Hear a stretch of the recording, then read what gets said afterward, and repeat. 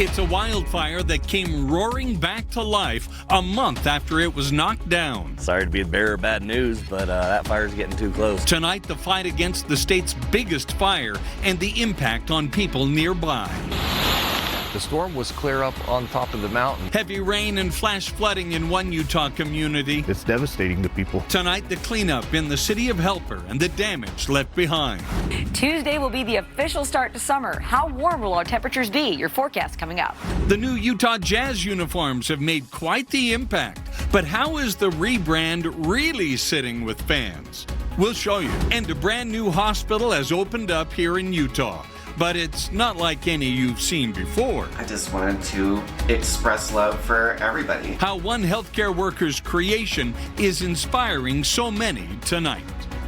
Live from Utah's news leader, Fox 13 News at 9 starts right now. The Left Fork fire is burning along the Kane and Garfield County line. The state's largest wildfire continues to grow tonight. Thanks for joining us. I'm Bob Evans. Kelly is off tonight. Fox 13 News anchor Brian Schnee joins us in studio tonight after speaking with people who've been watching this fire for the last few days. Brian.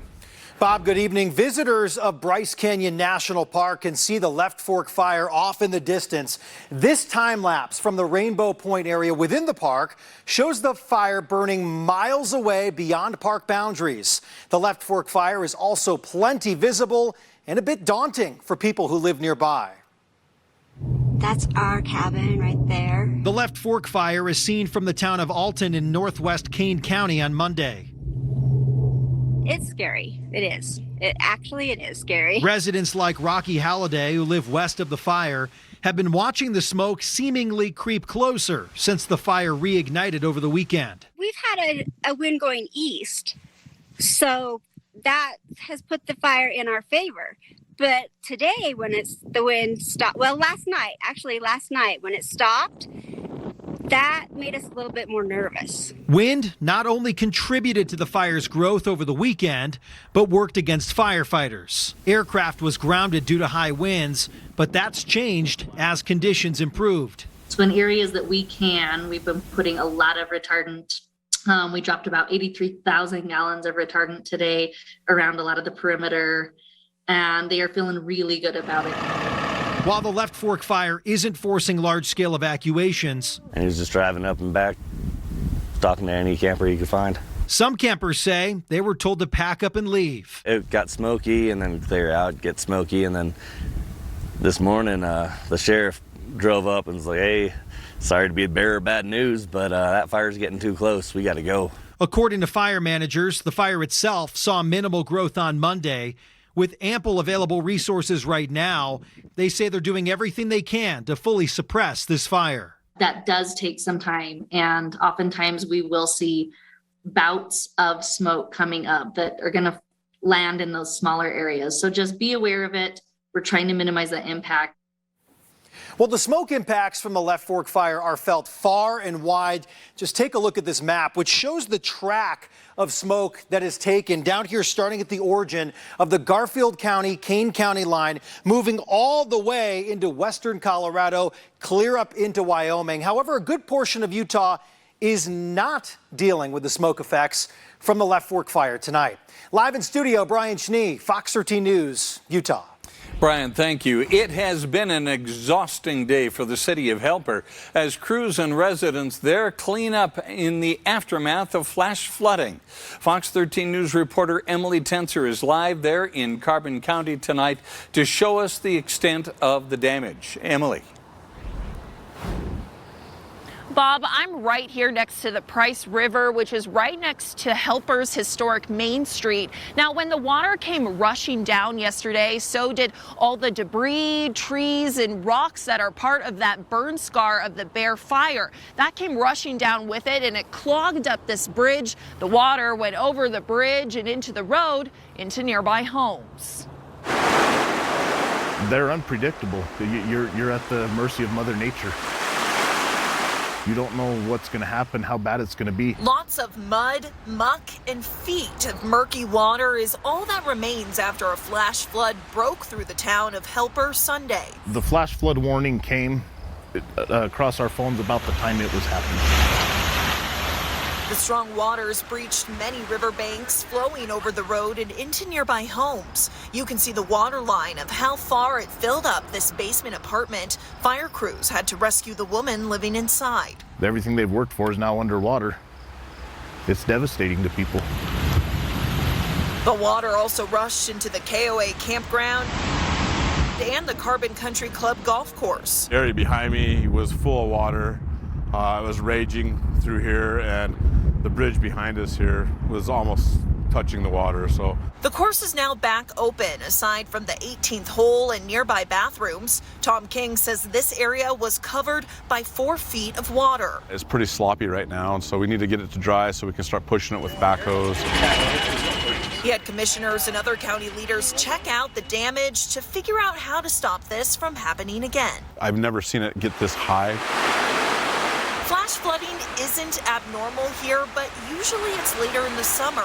And now Carbon County is dealing with the 12,000-acre burn scar left from last year's Bear Fire. The debris that's left behind and lack of vegetation, when you get a big thunderstorm like that, it makes a huge flow. And that burn scar will continue to be a problem for all upcoming storms. Carbon County Sheriff Jeff Wood advises property owners, campers, even visiting golfers to be prepared for anything that could come their way. When they travel through our part of the state, keep an eye out for those storms. The storm wasn't here. The storm was clear up on top of the mountain that it happened, and that's what caused all this. The storm also caused a few rock slides, including one that happened around 8:30 last night on Highway 6. 2 boulders smashed through the windshield and sent a couple to Castleview Hospital with non-life-threatening injuries.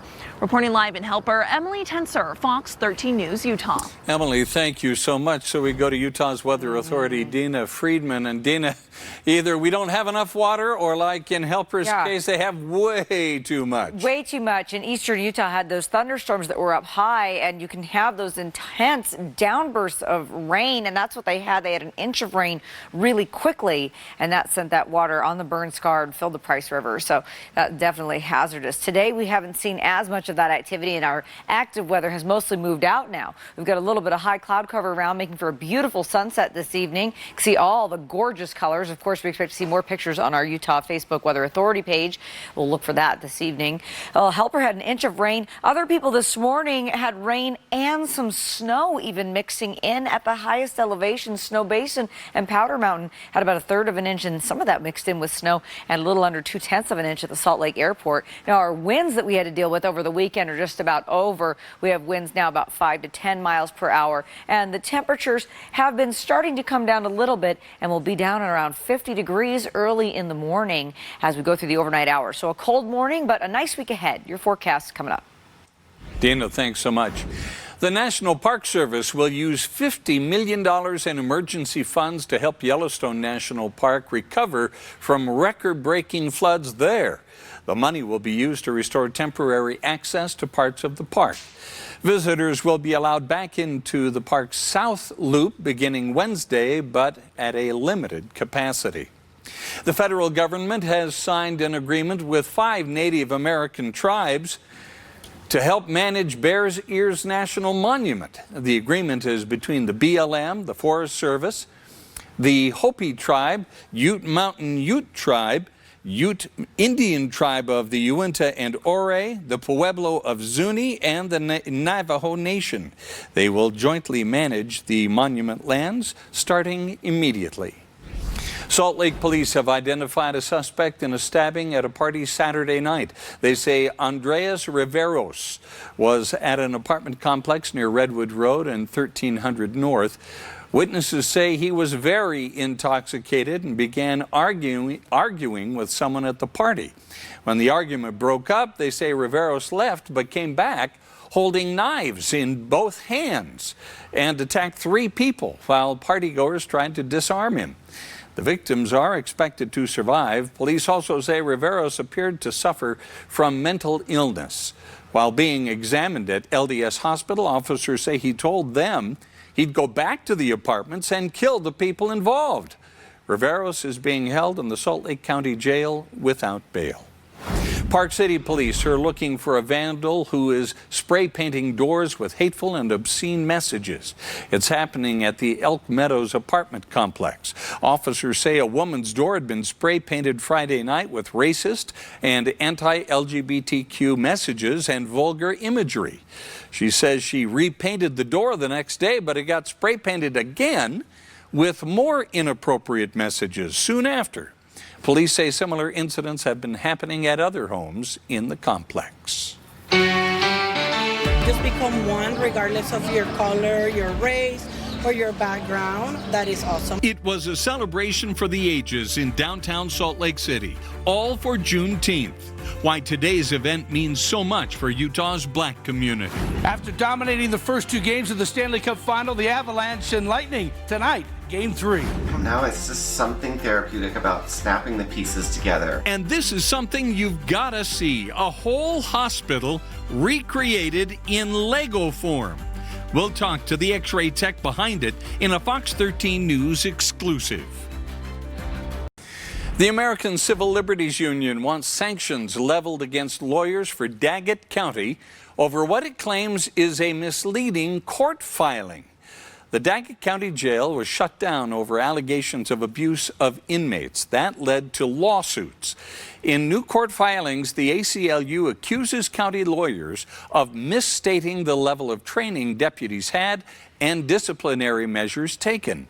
The ACLU wants a federal judge to impose financial penalties.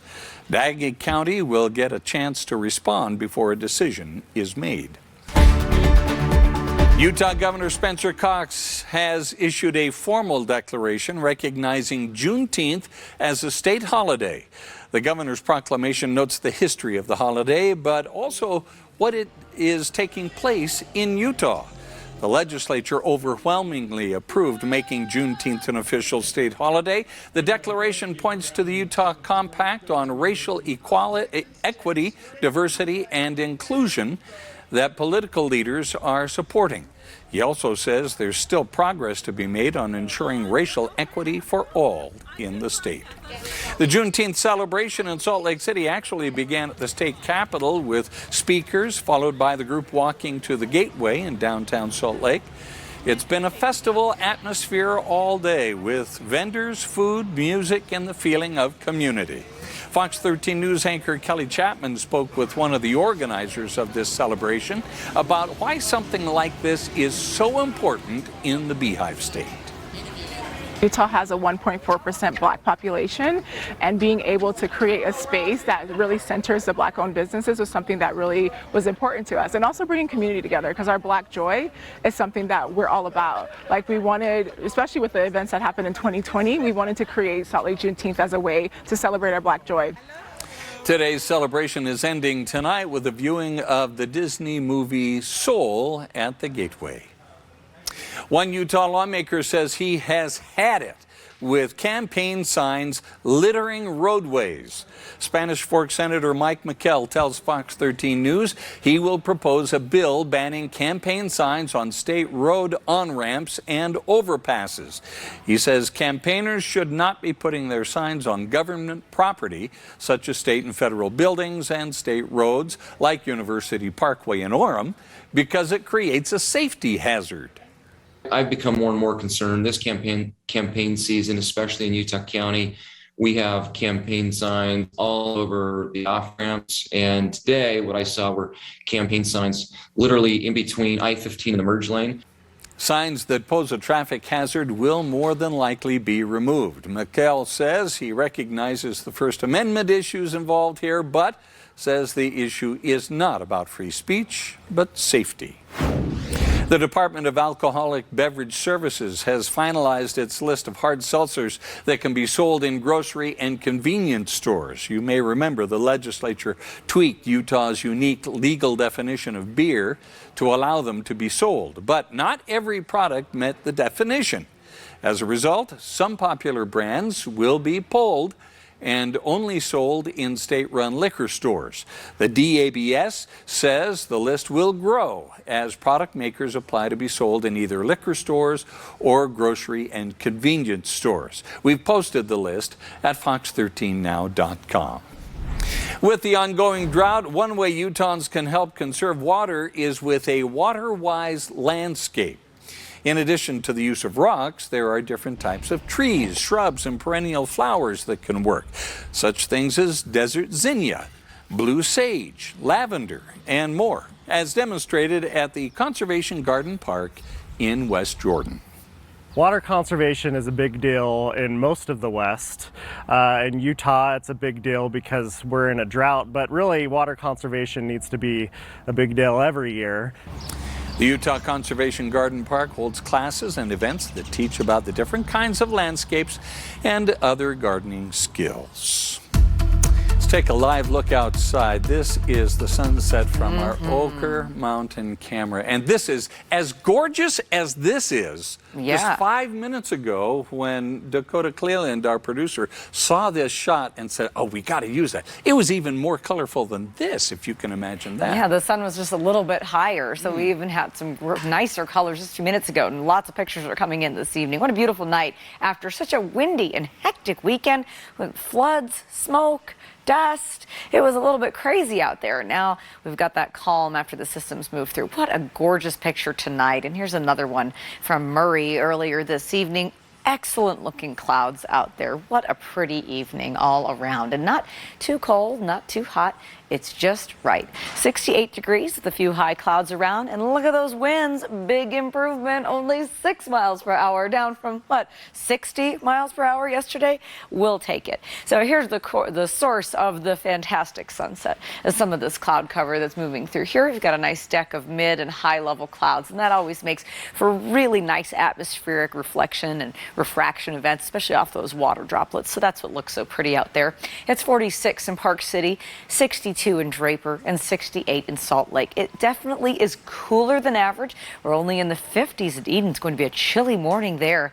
64 at Bryce, it's 73 in Moab, only 86 in St. George. That's not bad. Now today it was so cold that we had record highs that were record low highs. That's hard to say. Record low high temperature downtown. And then it was so cold that it was also a record low temperature at Kodachrome in the morning at 32 degrees and downtown Salt Lake City at 49 degrees. Wow. Now at the airport, a normal high is 86. We only hit about 72 and the record 101. But of course our sunset tonight at 9:03, which we just saw this evening, and this is the last day.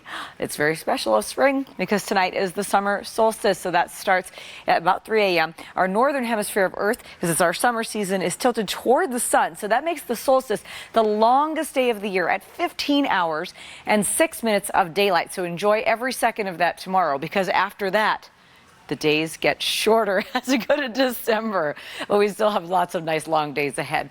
Our satellite picture shows our last system moving away, and we've got high pressure around, but we are going to kick up the monsoon, especially in southern Utah later on this week. So we do have chances for afternoon thunderstorms on about the second half of the week. But tonight, clear and cold, 51 in Salt Lake, 58 in St. George. So a cool night, really pleasant weather for June. Tomorrow, sunshine, some smoke though, especially across central Utah with that left fork fire, 81 degrees in Salt Lake, 93 in St. George. So you've got a nice week in southern Utah. You do have those afternoon thunder showers in the forecast, and then your temperature is around 100 degrees later in the week.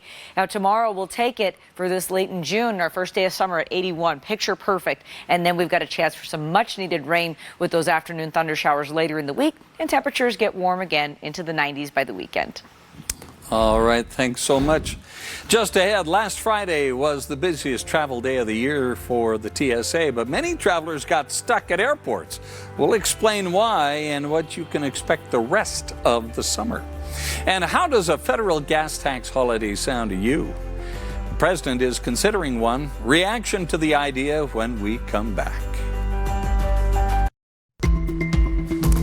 There is new reaction tonight to the Biden administration floating the idea of a federal gas tax holiday in response to skyrocketing fuel prices. Record high inflation is hitting millions of Americans, with some saying costs went up so fast they couldn't budget for higher prices.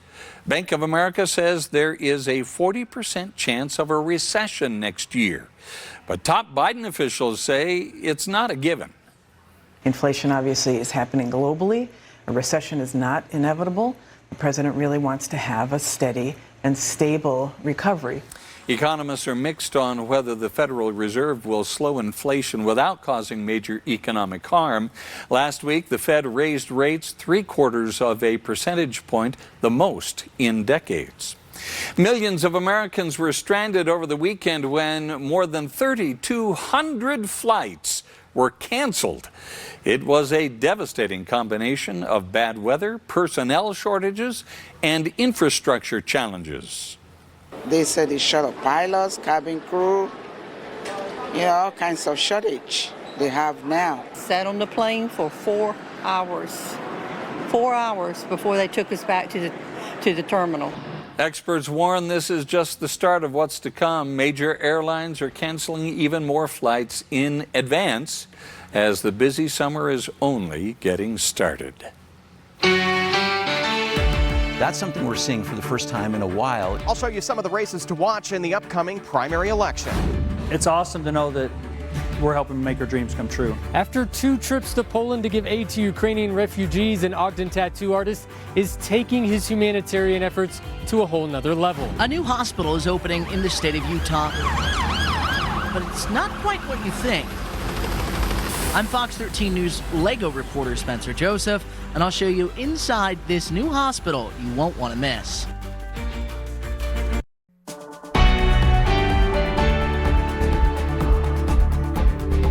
You got the headliners we talk about all the time, but some of the big decisions that impact us most directly in our homes are answered with these local races, and those are the ones people should be paying a lot of attention to. Ballots are out now for primary elections around the state, but some races may have more of a direct impact on your life than others. Fox 13 News political reporter Ben Winslow has the story from Utah's Capitol Hill. I'm Derek Kitchen. I'm your senator. In the Democratic primary for Senate District 9, the candidates are working hard to win every vote. You're going to see us everywhere. We're out knocking on doors. We're calling voters. We are texting voters. We're on social media. This is a newly defined district that runs from the lower Avs to 1700 South and Redwood Road all the way up Emigration Canyon. It's one of the most hotly contested races between the incumbent and a longtime community activist. I'm the kind of leader that will be working for them and will do the things that they hope and actually demand of their future leaders. I'm the only millennial in the Senate, and I'm the only LGBTQ person in the entire Utah legislature. I believe representation matters. That race is one everyone in Salt Lake City should watch. Jason Perry with the University of Utah's Hinckley Institute of Politics says a number of legislative races are worth watching for many reasons. Many members of legislative leadership are facing challenges, and a lot of incumbents are finding themselves fighting for their seats. That's something we're seeing for the first time in a while, is there's really no sort of reverence for who's in the office right now. Not only are the politics more conservative, in some cases more liberal, but they're also just going after the mainstream elected officials in both of those camps. That's a trend we may see going forward all the way to the general election. There are also some open seats seeing very contested races, particularly in southern Utah and in the Cottonwood Heights area. Senator Janet Iwamoto is stepping down, and the person that replaces her is going to really impact what happens on the Hill. And some of the most quiet races are playing out statewide. It's interesting, these partisan school board races are incredibly important, and they're the ones that people are just not watching. We have seen over the past couple of years that they are making decisions that impact every family in the state of Utah, and they're the ones that typically we don't even know. The primary election is June 28th. Now, to vote in the Republican primary, you must be a registered Republican. Unaffiliated voters can vote in the Democratic primary, but they have to specifically request a ballot. On the Hill, Ben Winslow, Fox 13 News, Utah. The FDA is granting emergency use authorization for the Pfizer and Moderna COVID vaccines for children younger than 5 years old. They are the last age group to be approved to receive the vaccine. The shots will be available beginning this week for preschoolers, toddlers, and children as young as 6 months old. We've had several months now in which there's been a lot of disease out there, and younger children have not had any vaccine availability to provide them protection. The Utah Department of Health and Human Services says they've already ordered 32,000 doses for small children, which will arrive this week. CVS will start offering it at some of its locations to children as young as 18 months old starting tomorrow. Walgreens made a similar announcement, but children have to be at least 3 years old to get it there. A Utah organization has launched a campaign to bring awareness to the prevalence of child sexual abuse. SAPREA, formerly known as the Unique Foundation, provides retreats, support groups, and online resources for survivors of abuse.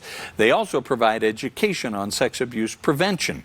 The organization will run the campaign throughout the summer with a final push before school starts in the fall. It's meant to encourage parents to speak with their children about abuse. We want child sexual abuse to be one of those topics that parents talk to their kids about as they think about education, as they think about risks, as they think about summer safety. SAPREA says 1 in 5 children in Utah is sexually abused before they turn 18, and 1 in 4 women is a survivor of child sex abuse. To learn more about the campaign, go to saprea.org. Russian President Vladimir Putin's invasion of Ukraine sent many European nations scrambling to replace fuel imported from his country, which means those nations will be turning to dirty energy, such as coal, for electricity generation. Yesterday, Germany announced it would restart coal-fired power plants, but it insists it's committed to a greener future. Independence from fossil energies and from Russian fossil energies must be pushed forward at full speed. At a summit of European leaders today, U.S. Secretary of State Antony Blinken urged continued pressure on the Kremlin. Meanwhile, other American leaders are calling on European nations not to forget or give up hope for a clean energy future.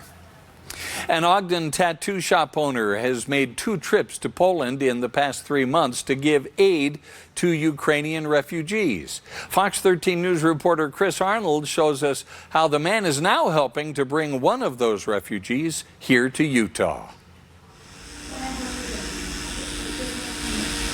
Tattooing is Jack Nolden's passion. Full tattoo right now. The owner of Skin It Tattoos in Ogden's second love might be helping others. When I went over on my second trip, I didn't know if I'd be back again. The idea to do that coincidentally came from getting another tattoo while he was over in Poland the last time. I just went on Instagram, looked up Ukrainian tattoo artists, started scrolling through a few. That is where Nolden found Zaneta Hortejska, a tattoo artist who fled the city of Dnipro in Ukraine as Russia's invasion on the country ensued. She literally just went to Warsaw, just a tattoo to make money to send back to her friends that were stuck there fighting. Nolden says he saw Hortejska one more time before leaving, giving her money for supplies. After returning home, he says she contacted him, asking if Nolden would sponsor her to help bring her to the States. You become a beneficiary. So what the U.S. government wants you to prove is that you can provide for somebody that's coming over here. Nolden jumped at the chance, filling out the necessary paperwork. Now he says he bought Hortejska's plane ticket, which will bring her here to Utah on July 21st. How are you? I'm doing good. Keeping in regular contact ahead of her trip to the Beehive State, Hortejska says she's excited for a fresh start. It's a miracle, like destiny. I don't know how it happened. And a chance to continue doing what she loves. I don't let you down. Right here at one of Nolden's shops. It's my passion, and I'm super excited because, here in Poland, it's really hard to find clients. I like my work very much and doing my best. Something Nolden says he was happy to help make happen. we're helping make her dreams come true. And she's going to be tattooing in America. Well, Nolden tells me that he's also sponsoring a Ukrainian mother and son. He says their paperwork just got approved about a week and a half ago and that they'll eventually join their relative in Pittsburgh, Pennsylvania here in the near future. In Ogden, Chris Arnold, Fox 13 News, Utah. With a weekend to think about it, how are the new Utah Jazz uniforms faring in the court of public opinion? We'll show you. And after days of wind and dust and even some smoke, we were treated with a gorgeous sunset tonight. We'll take a look at your forecast for the first day of summer after the break. The Utah Jazz unveiled the design for their new uniforms on Friday, and reviews have been pouring in ever since. Fox 13 News anchor Max Roth has an in-depth look tonight at the mixed reactions. They call it rebranding. New uniforms, new color combinations, new court surfaces. It's supposed to be a highlight of the offseason, though highlight is probably not the team's favorite word right now. The bright yellow Jazz jerseys unveiled this week drew quick comparisons to a popular office staple. This tweet: "If you don't show up to the Utah Jazz games next season looking like this, then you are not a true fan." A lot of the positive focus revolves around nostalgia for the Purple Mountains from the glory days of Stockton and Malone. Stockton, open three, good! John Stockton sends the Utah Jazz to the NBA Final. This jersey looks exciting. I'm really excited for this jersey. But the praise is not universal. I'm not a big fan of the mountains because I just don't think that mountains and Jazz mix at all. Like, they're not related in any way. Our Fox13Now.com survey came down distinctly Team Purple Mountain. 58% saying Purple Mountains are great, but the rest can go. Only 24% willing to say they love all the new jerseys. A lot of the criticism for the bare bones, giant letters and numbers approach on the black and yellow jerseys. Comments like glorified practice jerseys and I can read the font from my nosebleed seats.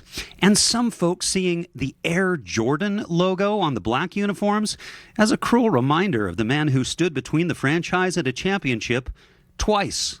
Inviting comments like, dude is still owning Utah 20 plus years later. The most important element in branding is winning, of course. Google Trends shows that. The part of the country that searched the most for jerseys last week, it wasn't Utah with its new lineup of colors. It was San Francisco with its new championship. In studio, Max Roth, Fox 13 News, Utah. Still ahead, we'll introduce you to an X-ray and CT tech who created her own miniature hospital. How it's serving as an inspiration to the Lakeview Hospital staff and community. The busy offseason continues for the Jazz. I'll have a coaching search update coming up in sports. And it was Game 3 of the Stanley Cup Final. Could the two-time defending champs get back in this series? The highlights are on the way. Now to a Fox 13 News exclusive. A new hospital has opened its doors, but it's not what you think. As a way to get away from the stress of the pandemic, a healthcare worker at Utah's Lakeview Hospital in Bountiful made her own hospital entirely out of Legos. Fox 13 News reporter Spencer Joseph visited the amazing building today and shares the story of the newly built St. Marcy's Hospital. While you might never have visited it, there's an amazing, maybe not so little Utah city called Lexiville. The first start was actually all of the building. I buy a lot of sets and I have a lot of parts left over from the stuff that I don't use. And I had them on a shelf and my girlfriend said, why don't you just make a city out of it? I don't know, it's just something therapeutic about snapping the pieces together, just building things. And that was the start of it, and then it just kind of grew and grew, and then I started getting ideas for new buildings, and I thought, hey, why don't I do a hospital?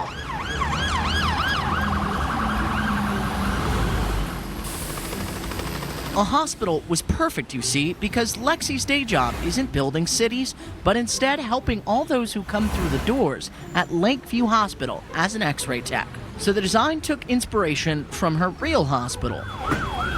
Built like kind of this shell at first. And then onto the inside. There's really all kinds of stuff. I'll have a crash cart in the ER. I do have the radiology department, the scanner moves, the table goes in and out. the nurses station and the inpatient ward. All nurses to the nurses station. All sorts of stuff. And of course there's the helipad as well. So the name of the hospital is St. Marcy's. And I named it after my favorite surgeon, Marcy Bowers. She's my personal surgeon, love her to death. She's an amazing human being. Each person at St. Marcy's has a backstory. There's a couple of construction workers in the ER. One of them has dislocated his arm, he's in a lot of pain. The other one has just received some pain medication, so he's looking kind of crazy. I have my hospital right next to my Pride Square, which I'm very proud of. All of these were a great escape from the pandemic and now serve as inspiration to the real Lakeview Hospital staff. I think we do a great job of that at Lakeview. We have a really good team, and so I wanted to reflect that in St. Marcy's. So for frontline worker by day, Lego engineer by night, Lexi. I can definitely relate to staying up late. It's a never-ending build, all to spread love and inspiration inside real hospitals and their Lego equivalents. I just wanted to express love for everybody. So what's next for Lexiville? Well, the budget of the subway has been approved and is soon in the works, all while the newly opened St. Marcy's Hospital continues to see patients. In Lexiville, Lego, Spencer Joseph, Fox 13 News, Utah. Looks just like him, doesn't it? Did you see the photographer? Yes, I saw that. That was really clever. Now, I wonder if St. Marcy's takes Blue Cross Blue Shield insurance. That's what I wonder. I don't know, but that was a really cute story. All right. Great. Well, finally, tonight we've got a break from all that wind and dust, at least for a little while, right? Sunset tonight was gorgeous. Thanks, everybody, for sending in some pictures on our Utah's Weather Authority Facebook page. In case you missed it, here's what it looked like out there. Just beautiful. The sky was orange, red, yellow. It looked like it was on fire, but it wasn't, at least not here. And this one came in from Luz Hernandez. Gorgeous purple. Oh my gosh, breathtaking. And it's still, this is live. Wow. We live in a beautiful, beautiful place in every direction. Fantastic colors and nice temperatures too. Calm winds now finally. After a very hectic weekend, of course, our temperatures now cooling off. And as the sun goes down tonight, it is going to be cool out there. All the cloud cover that you're seeing now that gave us this fantastic sunset, you just got some high cirrus clouds here streaking off this cloud deck. So we'll have a little bit of clouds for the next couple of hours and it should clear on out and be a cold morning. 68 in Salt Lake. It's already pretty cool in Park City, 45 there. In the 50s in Heber. So a few places tonight getting downright chilly. 86 in St. George now, 64 in Bryce. Going to be a nice cold morning down there. Now, we did not break any records today, at least at the airport, but we did downtown where we hit 49 in the morning. Now, here we hit about 50, which is not near the record at the airport. And our sunset tonight at 9:03. And of course, tonight with that gorgeous sunset was the last night of spring. The solstice is tonight. Well, technically tomorrow. So our northern hemisphere is tilted toward the sun. So remember, our Earth is on an axis and it points toward the sun in the northern hemisphere. And this is our summer season. Of course, in the southern hemisphere at the bottom, all those people are just getting into their winter season now. Longest day of the year. Of course, after today, the days get shorter, but enjoy tomorrow. You've got 15 hours of gorgeous daylight. And our solstice is official at 3 in the morning. So our last system has moved on out of here, and now we've got high pressure for tomorrow, so it should be a nice day for first day of summer. But then the monsoon starts to kick in, so we do have a chance for some active weather and thunderstorms in the afternoon in the later part of the week. Tonight looks clear, and so does tomorrow. 51 degrees tonight, clear skies, and then tomorrow lots of sunshine. Going to be a beautiful day to bring in the summer season with relatively calm winds, so that'll be a nice change of pace. So a little bit of smoke though in southern Utah, can't rule that out, and then some chances for thunderstorms later in the week. And for northern Utah, enjoy tomorrow with temperatures around 80, as it'll get a little warmer after that, and then we'll be back to the 90s by the weekend. The Avalanche won the first 2 games of the Stanley Cup Final in Denver, but the series now moved to Tampa Bay, where the Lightning hope to get back into this series. It started well, though, for the Avalanche. Gabriel Landeskog puts in the rebound for the goal and a 1-0 Colorado lead. But the Lightning answered back. 2 goals in the first period. Andre Palat scores, put Tampa Bay up 2-1. Then in the second period, a Colorado giveaway gets a goal here for Nicholas Paul. The Lightning were up 3-1. The Avs still battling, though. Landeskog fires it in for the goal. That cut the lead to 3-2. but the Lightning answered with 3 straight goals in the second period. It's Steven Stamkos with a goal. The Lightning won it 6-2. The Avalanche still lead the series 2-1. The NBA season is now over. The Golden State Warriors are the champions, and the offseason is officially fully underway. The NBA draft is Thursday. The Jazz still don't have a pick, but that could change. They could make a trade to get into the first round or even buy their way into the second round. Jazz are also searching for a new head coach, by the way. The Athletic reported that the Jazz are scheduling second interviews with almost all of their 15 head coaching candidates. They include current Jazz assistant Alex Jensen and Lamar Skeeter and former Jazz assistant and current Knicks assistant Johnny Bryant. After that, there are a number of assistants from other teams, including former players Sam Cassell, who's now the assistant with the 76ers, and Jason Terry, who's a head coach in the G League. Throw in a couple of former head coaches in Frank Vogel and Terry Stotts, and you have the head coaching candidates to replace Quinn Snyder. There have been a lot of trade rumors involving All-Star Rudy Gobert, including one to Atlanta. But Mark Stein of Substack reported that Hawks star Trae Young is close with Clint Capella, who would be involved likely in a trade between the Jazz and Hawks. He might not necessarily like it, so it might not happen unless it's the right fit for the Hawks and their young star. Every so once in a while, you got to remind yourself. You got to remind We got fall. That's Gary Payton II right there, the former Salt Lake Community College player with his shirt off and a water canyon at the Warriors NBA championship parade in San Francisco. As Stephen Curry said, the Warriors' 4th championship in the last 8 years. It's a scene we would all love to see one day right here in Salt Lake City. Even wearing whatever colored jerseys they look like, as long as they're holding the trophy. Purple, black and gold, white, doesn't matter. Just bring home the trophy. Just the golden trophy. All right, Jeff, thanks so much. We'll be right back. Finally tonight, take a look at this. Isn't he cute? Hundreds of corgis hit the beach in San Francisco this weekend for CorgiCon. Oh, no. I mean, oh, yes. Yes. Yeah, don't let your corgi wander off, because you aren't going to find him if you do. They waddled through the sand for races. Oh, wow. Lightning. Oh, my gosh. First place winner right contests. They had costume contests and a lot more. They had group photos. The event has taken place since 2014, but it was put on hold for 3 years due to the pandemic, because you wouldn't want your corgi or yourself to become infected with COVID-19. Quick Cast is next.